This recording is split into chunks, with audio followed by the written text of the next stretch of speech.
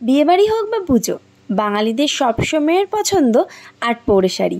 আর সেই জন্যই আজকের ভিডিওতে থাকছে একটা সুন্দর আটপৌরে শাড়ি ড্রাপিংয়ের ভিডিও। তাহলে চলো বেশি কথা না বলে আজকের ভিডিওটা শুরু করা যাক। প্রথমে আমি কিন্তু নিয়ে নিয়েছি একটা সুন্দর একটা বেনারসি শাড়ি। একটা জিনিস মিস্টেক হয়ে গেছে, ভিডিও তো শুরু হয়ে গেছে কিন্তু ইন্ট্রো দিতেই তো ভুলে গেছি। হ্যালো এভরিওয়ান, আমি Arpita and welcome back to our new video and moon Arpita চ্যানেলে নতুন আরেকটি ভিডিওতে তোমাদের অনেক অনেক অনেক ওয়েলকাম।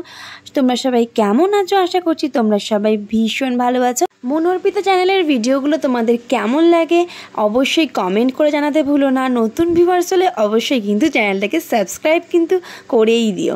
তাহলে চলো ভিডিওর মেন টপিকে আসা যাক। একটা সুন্দর বেনারসি শাড়ি আজ তোমাদের ড্রাপিং করে দেখাবো।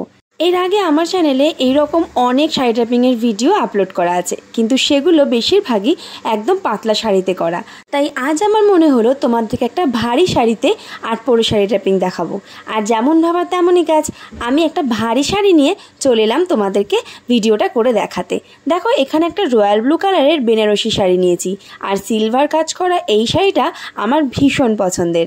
আর সেই জন্যই এই শাড়িটার ওপরেই তোমাদেরকে আজকে দেখাবো এই সুন্দর ভিডিওটা। তাহলে দেখে নাও স্টেপ বাই স্টেপ আমি কিভাবে এই শাড়িটা ড্রাপিং করছি। প্রথমে কিন্তু আমাদের হাইট অনুযায়ী শাড়িটাকে ট্যাগ করে নিতে হবে, এবং আমরা কি টাইপের জুতো পরছি তার উপরও কিন্তু আমাদের শাড়ির হাইট ডিপেন্ড করছে।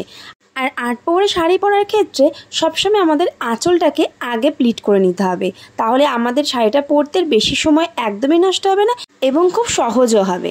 দেখো এখানে আমি আঁচলটাকে আগে সেট করে নিয়েছি, তারপরে আমি শাড়িটাকে ভালো করে কুচিটা করে নিচ্ছি। আর কুচি করারও টেকনিক অনেক রকম হয়, অনেকে তোমরা বাঁ দিক থেকে কুচি করো বা অনেকে ডান দিক থেকে কুচি করো, কিন্তু আমার সবসময় প্রেফারেন্স হচ্ছে আমি ডান দিক থেকে কুচি করতেই বেশি পছন্দ করি। আর সেই জন্যই আমি আমার হাইট অনুযায়ী কিন্তু শাড়িটাতে ভালো করে কুচিটা সেট করে নিয়েছি। এইবার আমি যে আঁচলটা আমার বাঁ দিকের কাঁধে রেখেছিলাম সেই আঁচলটাকে নামিয়ে আমি ডান দিকে এনে একটু সেট করে নিলাম।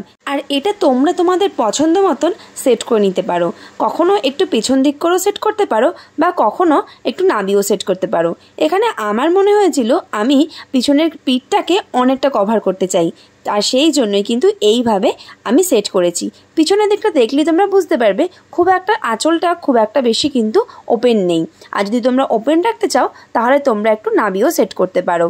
আর এখন যেমন ট্রেন্ডিং শাড়ি ড্রাপিংগুলো রয়েছে তার মধ্যে কিন্তু এই আটপৌরে শাড়িটাও অনেক অনেক বেশি পপুলার। আর এই শাড়িটা পরা অনেক বেশি ইজি।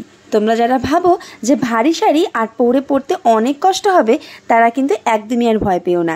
এইভাবে খুব সহজ কয়েকটা টেকনিক অ্যাপ্লাই করে এই শাড়িটা পরে ফেলো খুব কম সময়ে। তোমরা চাইলে আগে আঁচলটাকে সেটও করে নিতে পারো, খাটের মধ্যে রেখে যেভাবে আমরা অনেক সময় আঁচলটাকে সেট করে নিই সেফটি পিন দিয়ে, তোমরা সেইভাবেও আগে থেকে রেডি করে রেখে দিতে পারো। তাহলে তোমাদের শাড়িটা পরতে আরও অনেক কম সময় লাগবে। আমি সেইভাবে শাড়ি পরতে একদমই কমফর্টেবল নই, আমার সবসময় এইভাবে শাড়ি পরতে বেশি ভালো লাগে। তো সেই জন্যই আমি এইভাবেই তোমাদেরকে দেখালাম। তোমাদের যেভাবে সুবিধা হবে তোমরা কিন্তু সেইভাবেই শাড়িটা পরে নিতে পারো। এবার আঁচলের কর্নারটা তোমরা যেদিকে কমফর্টেবল হবে সেই দিক অনুযায়ী সেট করে নিও। কখনো তোমরা হাতে বেঁধে নিতে পারো, তাহলে সেটা হয়ে যাবে একদম রিসেপশন স্টাইল। রিসেপশনেও কিন্তু আমরা এই টাইপের শাড়ি পরতে এখন সবাই খুব ভালোবাসি।